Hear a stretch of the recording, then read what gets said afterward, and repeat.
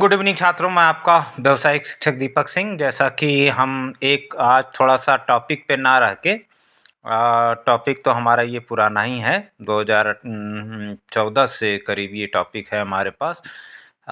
लक्ष्य जिसे आप कहते हैं, कभी-कभी लगता भी है कि नहीं, शायद मैं नहीं समझा पाऊँगा, लेकिन कोशिश करना हमारा काम है। और आज चूँकि गर्मी में भी इसको समझा जाता है, जाड़े में भी प्रैक्टिकली आप समझने की कोशिश करिए। जैसे कि आजकल पेपर में आप देख रहे होंगे, दृश्यता, विज़िबिलिटी, मतलब दिखाई कम दे रहा है तो दूर 50 मीटर इसलिए छुट्टी कर दी गई है। और तो वही विज़िबिलिटी, तो विज़िबिलिटी में आप का मतलब, अब दृश्यता का मतलब क्या है कि कोई दृश्य जो हमें साफ-साफ दिखाई दे। तो जब दिखाई नहीं देगा तो विज़िबिलिटी, दृश्यता आपकी कम हो जाएगी। इसलिए जो है स्कूल कॉलेज भी बंद कर दिए गए हैं। और दृश्यता नहीं होने से आपको ब्लैक बोर्ड तक नहीं दिखाई देगा कमरे में बैठेंगे तो। तो इसलिए इस कॉलेज स्कूल टीचिंग के लिए बंद कर दिए गए हैं। खैर 15 के से वो खुलेंगे, अलग बात है, सब लोग जानते ही हैं। और इसके अब इसमें क्वेश्चन अगर हम बनाएँ तो हमारे लिए कितना होना चाहिए? मैंने आपको लक्स एंड आरएचए अपने प्लेलिस्ट में बताया भी है कि लाइट एंड लाइटनिंग, प्रकाश की व्यवस्था कहाँ पे कितनी होनी चाहिए, यह निर्धारित है। आपको पढ़ने के लिए कितनी होनी चाहिए, ये भी निर्धारित है। तो प्रकाश, सिर्फ़ प्रकाश कह देना कि प्रकाश आ जाएगा तो हो जाएगा, तो ऐसा नहीं होता। सन की लाइट की इंटेंसिटी हमारे पौधों से लेकर हमारे पर पड़ती है, और उसे हम प्रकाश कहेंगे। उसकी जो है उसके प्रकाश के तेज को तेज कह लीजिए, आप तीव्रता कह लीजिए, तेज कह लीजिए, तो वो आता है। बादल आ जाने से तीव्रता सूर्य की कम हो जाती है। तो उसी को आप, ये तो गर्मियों में भी, बरसात में भी देखते होंगे आप, घने बादल हो जाने पर दृश्यता एकदम ज़ीरो टाइप हो जाती है। तो हमारे लिए होना कितना चाहिए, इसके लिए आप लक्स एंड आरएचए जो हमारा टॉपिक, 2 ही टॉपिक हैं। लक्स जो लाइट इंटेंसिटी, क्या हम धूप में पढ़ सकते हैं, ये एक क्वेश्चन इसके ऊपर। आरएचए राइस हस्क ऐश है, जो कि 15 megawatt biomass thermal power plant से निकलता है। ये एक तरह से अपशिष्ट है और 400 डिग्री पर निकला हुआ है, 400 डिग्री टेम्परेचर पे। तो सिलिकॉन ऑक्साइड है ये, इसको एक तरह से कहिए आप। तो आरएचए लिख भी दे रहा हूँ, प्लेस का नाम लक्स एंड आरएचए। मेरा नाम भी, अपना मैंने भी अपना एक नाम दीपक सिंह लक्स रखा है, एक दीपक सिंह आरएचए रखा है। आरएचए पे मैं काम करता हूँ। तो इसके लिए, इसमें आपकी जानकारी के लिए 18 से ही कर रहा हूँ कि दोनों टॉपिक हैं क्या चीज़। तो जाड़े में भूख ज़्यादा होना, आप देखते होंगे कि जाड़े में आपको भूख ज़्यादा लगती है। कारण इसका सीधा-सीधा है,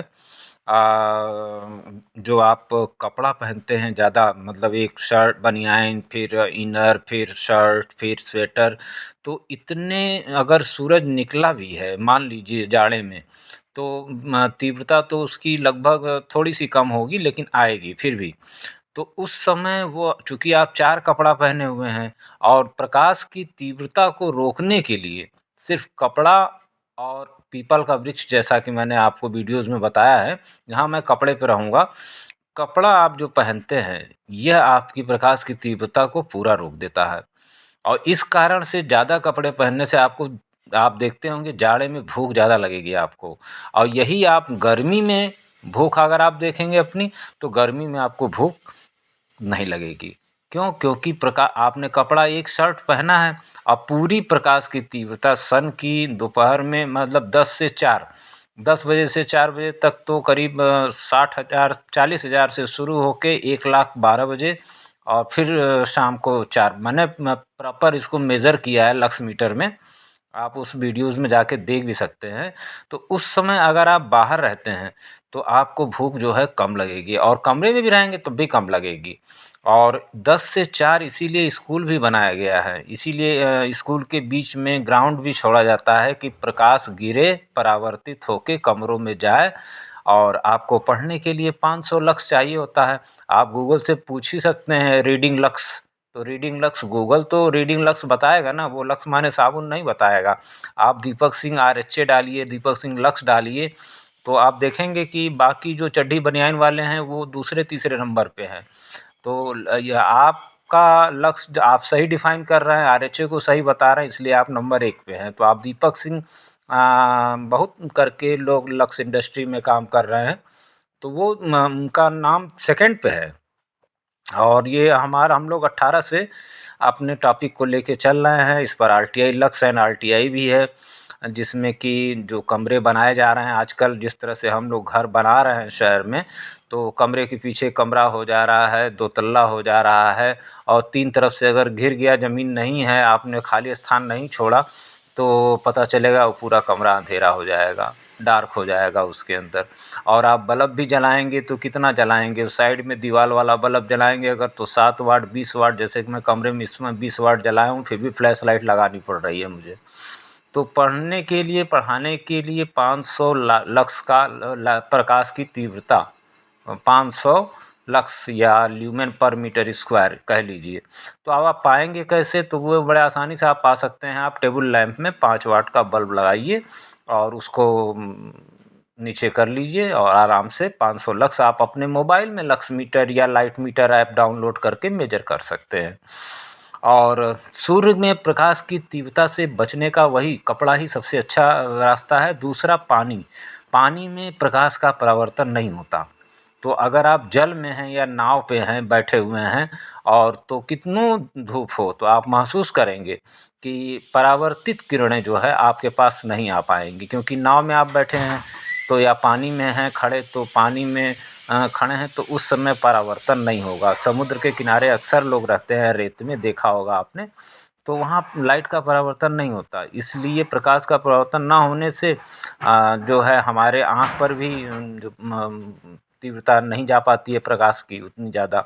और इससे आँख को बचाने के लिए आप हमेशा देखे होंगे मोतियाबिंद के डॉक्टर साहब लोग ऑपरेशन करके काला वाला चश्मा लगा देते हैं, किस प्रकाश से बचाव। अगर वहीं ये समझा दिया जाए कि आप इस काले चश्मे का हमेशा प्रयोग करिए और थोड़ा स्टाइलिश ले लीजिए, बढ़िया ले लीजिए, तो आपकी आँख पे पूरा बचाव होगा। और टोपी पहनना कोई गलत बात नहीं है, छाता लेना कोई गलत बात नहीं है, लोग धूप में लेके चलना चाहिए। मैं तो जाड़े में भी अगर धूप निकली है तो चश्मा पहनता हूँ, क्योंकि जाड़े में भी सूरज की लाइट, मान लीजिए कोहरा बादल ना रहे तो भी लाइट उतनी तीव्रता तो रहेगी ही रहेगी सन की। तो आप मतलब मान लीजिए 40 से 1 लाख जाती है दोपहर में 12 बजे, तो 80-90 रहेगी, यही रहेगी। लेकिन आपको ज़रूरत तो सिर्फ 500 की है ना, तो इसलिए आपको अपनी आँख को बचाने के लिए चश्मा और टोपी। टोपी तो हर आप देखें तो कई मज़हबों में टोपी लगाना ज़रूरी हो गया है। तो वो टोपी का मतलब ये नहीं है कि आप टोपी पहना रहे हैं, बेसिकली वो सूर्य से आपके बचाव करता है। आप खुद ही देखिए, आपके सर का बाल पक जाता है सूर्य में चलते-चलते, लेकिन जो काँख का बाल है आपका, वो नहीं पकता है। क्यों नहीं पकता है? क्योंकि उससे शरीर बचाता है, फिर उसके ऊपर आप कपड़ा लगाए रहते हैं, तो इसलिए उसके पकने का धीरे-धीरे समय होता है, बाद में पकता है वो। लेकिन जो डायरेक्ट सनलाइट में आता है, आपकी मूंछ हो, दाढ़ी हो, या सर का बाल हो, ये सीधे पक जाता है, व्हाइट हो जाता है आपका। तो और जाड़े में मैं आपसे यही कहूँगा कि जाड़े में भी आप सूर्य को कमज़ोर ना समझें, और अगर इसकी फुल लाइट है तो उस समय भी आप धूप में ना पढ़ें, कहीं छाँव में ही बैठ के पढ़ें। और बेहतर होगा पीपल, बरगद, पाकड़, जो मैंने आपको 3 वृक्ष बताए जिनकी हम पूजा भी करते हैं, तो वो इसीलिए है कि वो वृक्ष आपको छाया सबसे नंबर 1 की देते हैं, 1000 लक्स की। अगर गर्मी में भी आप 12 बजे दोपहर में पीपल, पाकड़ के नीचे बैठ जाएँ, तो आपका दिमाग ठंडा हो जाएगा। इसीलिए लोग कहते हैं कि जाके पीपल को, पंडित जी लोग बोलते हैं कि पीपल को पकड़ के अखबारी, और जो है अपनी दुःख विपदा 1 घंटा कहो, आधा घंटा कहो। तो आधा 1 घंटा अगर आप बैठ जाएँ गौतम बुद्ध की तरह से वहाँ पे, और सिर्फ़ अपने विचारों को याद करें, या अपने चीज़ों को ही याद करें, आगे क्या करना है, क्या किए, तो भी आप पॉज़िटिव विचार लेके बैठें, तो आप खुद देखेंगे कि आपको बहुत राहत महसूस होगी। और इसके लिए दूसरा अर्घ, जो संध्या सवेरे प्रातः बेला में सूर्य पूजा होती है, आप देखे होंगे सूर्य का, और शाम को भी एक अर्घ पूजा होती है। तो इस तरह से आप सूर्य से अपना बचाव करें और उनका मैं ये नहीं कहता कि आप उनको देवता मान के पूजा पाठ करना शुरू करें या कुछ और करें, लेकिन एटलीस्ट उनकी जो साइंस कह रही है, विज्ञान जो कह रहा है, आपका विज्ञान जो कह रहा है कि तीव्रता, लक्ष्य को साबुन ना समझें साहब। मैं मानता हूँ कि कुछ लोग मेरी इस बात पे हँसते होंगे, लेकिन मैं अपने टॉपिक पर डटा हुआ हूँ, क्योंकि राख भी मेरे आरक्षे जिसे हम कह लें मेरे ज़िले में उड़ रही है। इस पर रोकने वाला अभी तक कोई नहीं गया। कई लोग गए हैं, लेकिन पता नहीं भगवान की दया से कैसे वापस आ गए। रोकने के लिए या समझाने के लिए या उचित प्रबंधन करने के लिए जिला प्रशासन सब कुछ है, लेकिन नहीं प्रॉपर अभी तक तो नहीं नज़र आ रहा है। दूसरा आपका लाइट इंटेंसिटी, इसके लिए मैंने आपको लक्ष्य एनआरटीआई करके डाला भी था, और उसमें भवन का निर्माण करते समय, या ये तो सबके लिए है कॉमन कि भवन का निर्माण करते शाम को कोचिंग पढ़ने आप लोग जाते हैं, छोटे से कमरे में 7 वाट का बल्ब लगा है तो उसी पे बैठ के पढ़ रहे हैं। मैंने 2-3 लोगों के चश्मे उतरवाए हैं, मेरे घर में ही मेरी अपनी बच्चियों के चश्मे उतरवाए हैं मैंने। तो ऐसा नहीं है कि अगर आप प्रॉपर लाइट में पढ़ेंगे तो चश्मे का धीरे-धीरे आपका उतर जाएगा चश्मा, मेरी गारंटी है, मेरा प्रैक्टिकल अनुभव भी है इस पे। तो ये 2014 से मैं इसको कहने की कोशिश कर रहा हूँ यूट्यूब के माध्यम से। आपका मान लीजिए 18 से कहने की कोशिश कर रहा हूँ, लक्ष्य एंड आरएचए को बोलने की कोशिश कर रहा हूँ कि कोई कमेंट करे, लेकिन अभी तक किसी ने मेरे वीडियोज़ पे कोई कमेंट नहीं दिया कि नहीं मैं सही हूँ या गलत हूँ। और मैंने बीएचयू में भी ट्राई किया था और कई इंजीनियरिंग कॉलेजों में भी इस टॉपिक को ट्राई किया, लेकिन सब ने एकदम मौन धारण कर लिया। ये दोनों टॉपिक मेरे अभी तक वैसे पड़े हुए हैं, और ऐसा नहीं कि मुझे कोई मैं भी चाहता तो गाना किसी की मोदी जी की बुराई या उनकी सरकार की बुराई या अच्छाई बता के कुछ अपना यूट्यूब चैनल चला लेता। लेकिन ये टॉपिक दोनों फँसे हुए हैं, जो लक्ष्य एंड आरएचए, इसका सॉल्यूशन चाहिए, हमें चाहिए, क्योंकि बायोमास थर्मल पावर प्लांट की हमारे प्रदेश को ज़रूरत भी है। हर ज़िले में होना चाहिए, 3 ही मेगावाट का हो, 5 ही मेगावाट का हो, जिससे कि बच्चों को उनमें टीचिंग करने के लिए भी अच्छा रहेगा। टीचर्स जो पढ़ा रहे हैं पॉलिटेक्निक वाले, इन्होंने कभी बॉयलर टरबाइन देखा ही नहीं है, लेकिन ये पढ़ाए चले जा रहे हैं। तो उससे बेहतर होगा कि ये जब बायोमास हमारा रहेगा तो वो जाके उसको देखेंगे, आरएचए पे खोज होगी। अभी वर्ल्ड में लगभग इसकी कहीं इसमें नहीं है, और इसके प्रोजेक्ट रिपोर्ट में जो गाजीपुर में बना हुआ है, तो वहाँ उसमें साफ लिखा हुआ है कि आरएचए को वहाँ फेंका जाए जहाँ खाई हो। मैं ये अपनी बात रिकॉर्ड कर देना चाहता हूँ, इसलिए क्योंकि मैंने उस पूरी प्रोजेक्ट रिपोर्ट को पढ़ा है। तो इसलिए उस प्रोजेक्ट रिपोर्ट में लास्ट में आरएचए का यूटिलाइजेशन यही है कि इसको खाई में फेंक दीजिए, और इससे 2009 से ये करीब 6 टन 7 टन पर डे निकलती है। पता नहीं कहाँ गई गाजीपुर में, किन गड्ढों को इसने पाटा, कहाँ क्या काम हुआ। लेकिन प्रॉपर जानकारी हमारे वकील सर्वेश सिंह जी हैं, उन्होंने बहुत इस पर क्वेश्चनिंग किया, लेकिन प्रॉपर उत्तर नहीं मिल पाया। बहुत नेताजी लोग गए भी और अपना वहाँ पर क्या किए क्या नहीं किया आई डोंट नो, लेकिन इसका हल अभी नहीं मिला है। फैक्ट्री बंद करना हमारा उद्देश्य नहीं है, हमारा उद्देश्य आरएचए को सॉल्व करना है, और लक्ष्य के प्रति आपको जागरूक करना है कि लक्ष्य जो है बाबू वो नहीं होता साबुन। इसके लिए हमें कितना होना चाहिए, इस जब तक आप साइंटिफिक नहीं बनेंगे ना, तब तक आपको कोई भी भरमा सकता है, किसी भी लाइन में ले जाके भरमा देगा और कहेगा यही तुम्हारे देवी देवता है।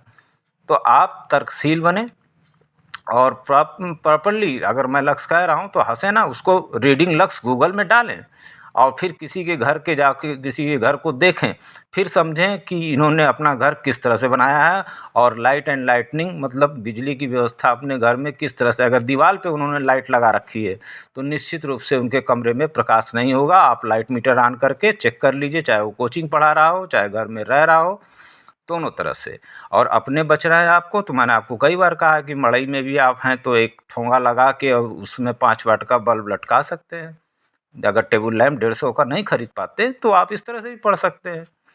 तो ये चीज़ आपके लिए है, 5 वाट से ही आपका काम होगा, आपको बहुत ज़्यादा बिजली नहीं लेनी है, तो इतने से आप काम कर सकते हैं।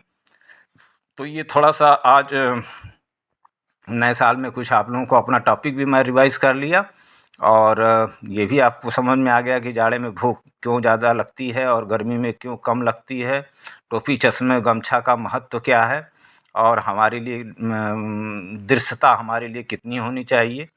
ये सारे क्वेश्चंस हैं जो कि आप हमारे लक्स एंड आरएचए में भी आप देख सकते हैं, सुन सकते हैं, समझ सकते हैं। मेरी कोशिश यही है कि मैं आपको नई-नई चीज़ों से वंचित कराऊँ। और एक चीज़ और छात्रों, पार्ट टाइम और full time job, part time job मेरे पास हैं। अगर आप लोगों को लगता है कि नहीं हमें पार्ट टाइम जॉब करना है या फुल टाइम जॉब करना है या स्टार्टअप करना है कोई नया, तो आप व्यावसायिक शिक्षा इसीलिए है। आपको बेरोज़गार बनाने के लिए नहीं व्यावसायिक शिक्षा है। आपको रोज़गार या नौकरी या आप कुछ भी कर सकते हैं इसके साथ व्यावसायिक शिक्षा से पास होने। उसमें फिज़िक्स, केमिस्ट्री, मैथ की कोई आवश्यकता नहीं है आपको कि आप कमज़ोर हैं तो कम ठीक है, आप हाई स्कूल में आपका ठीक है, इंटर में आप व्यावसायिक छात्र बनिए, बढ़िया बिना नकल के 27 साल से लड़के मेरे पास होते हैं, पास होइए, जॉब करिए। कितने लड़के तो मेरे शिक्षा मित्र हैं। तो आप भी आगे बढ़ सकते हैं, हताश मत होइएगा किसी कीमत पे। और अगर ज़्यादा हताशा घेर ले आपको तो एकदम हमारा स्कूल है ही है 8 से 2, आप आके एक बार बैठ के हमसे बात ज़रूर कर लीजिएगा।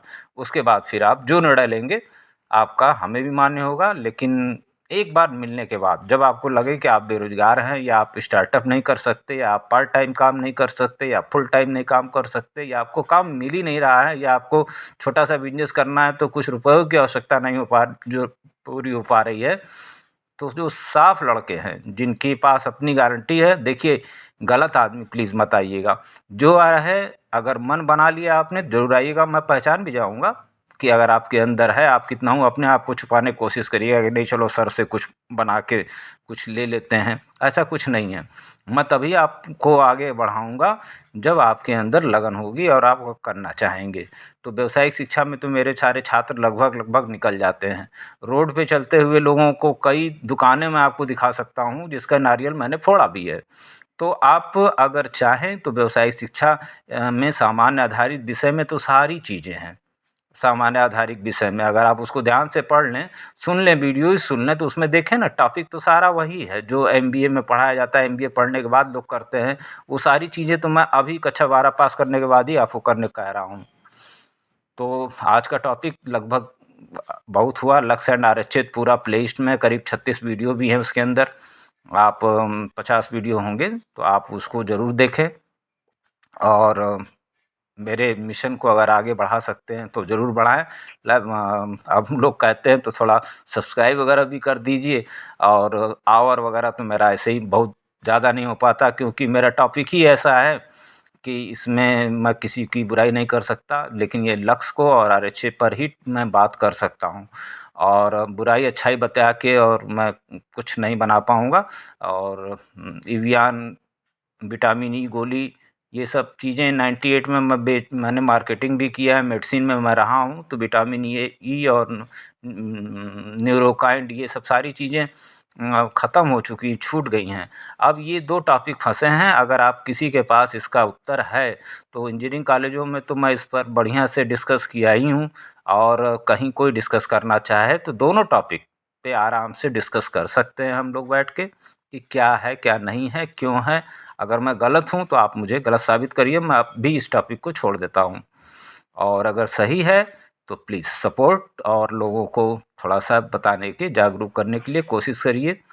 और आप छात्र हैं या आप मेरे शुभचिंतक हैं, जिस रूप में भी आप आँख को बचाएँ क्योंकि आँख हमारी ज़रूरी है। और ज़्यादा तो रोग वही सूरज में घूमने-फिरने से हो जाता है, तो इससे आप बचें। त्वचा रोग क्योंकि रेडिएशन यूवी इंडेक्स भी आता होगा, आप पढ़े होंगे, तो वो भी अल्ट्रावायलेट रेज़ भी आती हैं सूरज के साथ।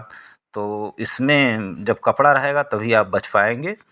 तो इसी सब चीज़ों की जानकारी देने के लिए आज थोड़ा वीडियो मैंने हट के बना दिया, थोड़ा लंबा भी हो गया, कोई बात नहीं। लेकिन फिर भी ये है कि इस टॉपिक पर हम अपने दिल से बोल ले गए। बहुत-बहुत धन्यवाद छात्रों आपका। आप के वजह से ही मैं इतना बोल भी पा रहा हूँ। Many many thanks again.